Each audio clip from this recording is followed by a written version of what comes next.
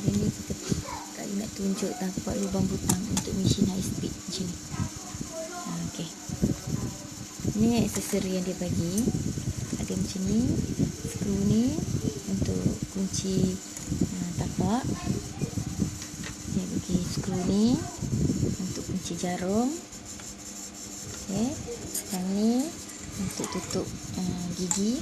Sebelum kita pasang lubang butang ni, gigi mesin yang sedia ada ni kita kena buka. Buka. Jadi dalam ni dah tak ada gigi. Okey. Lepas tu masukkan macam ni. Pastikan lubang tu sama dengan lubang jarum ni. Lepas tu kunci dia ketat-ketat.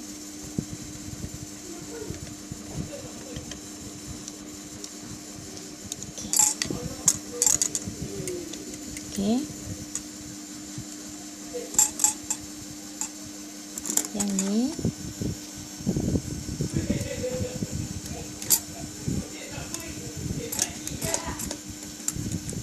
tapak ni nampak. Yang ni kita kena masuk sini dekat tempat dia lubang ni.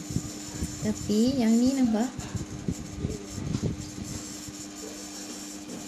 yang ni kena sangkut dekat yang dia bagi aksesori tadi ni. Untuk yang kunci jarum ni, sangkut dia dulu.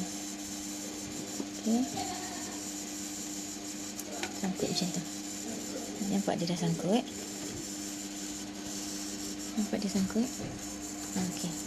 Lepas tu kita adjust yang ni untuk nak kunci jarum dia. Nak kunci tapak.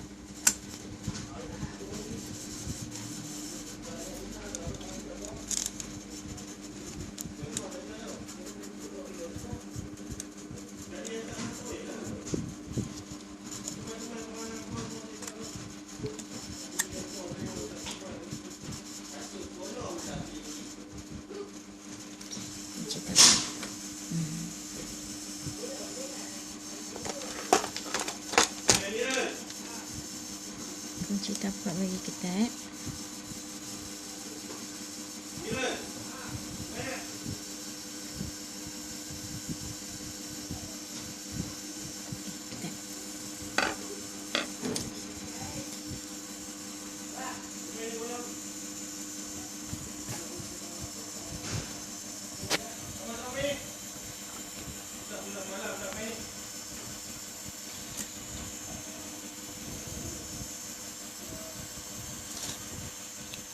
Yang ni nombor 1 untuk zigzag dia. Nombor 1. Nombor 2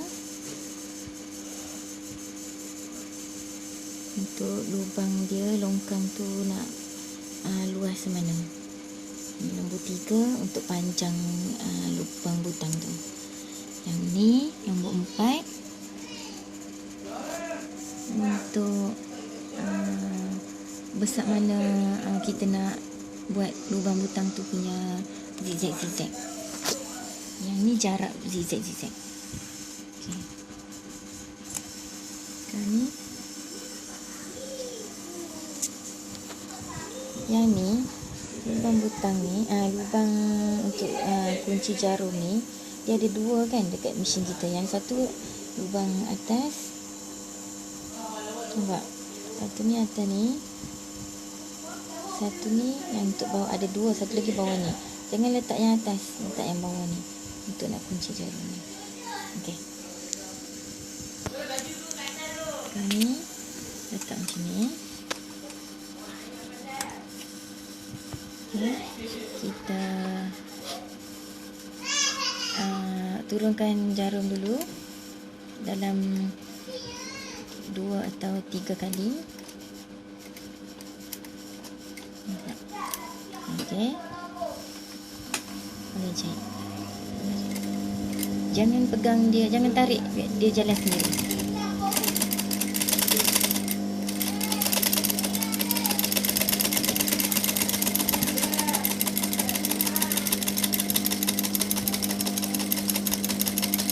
Jangan dia tak boleh laju.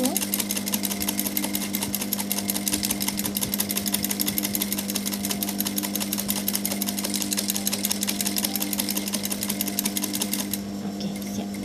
Jangan reverse dia. Habis tu dah dia tak boleh patah balik.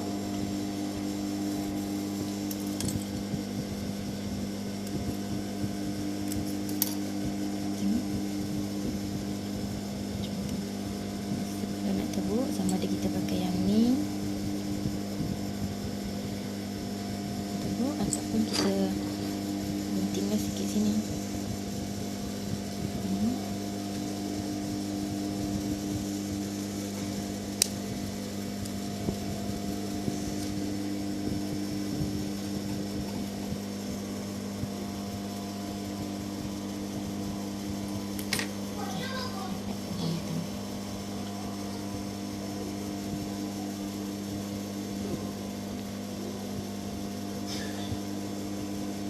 Okey.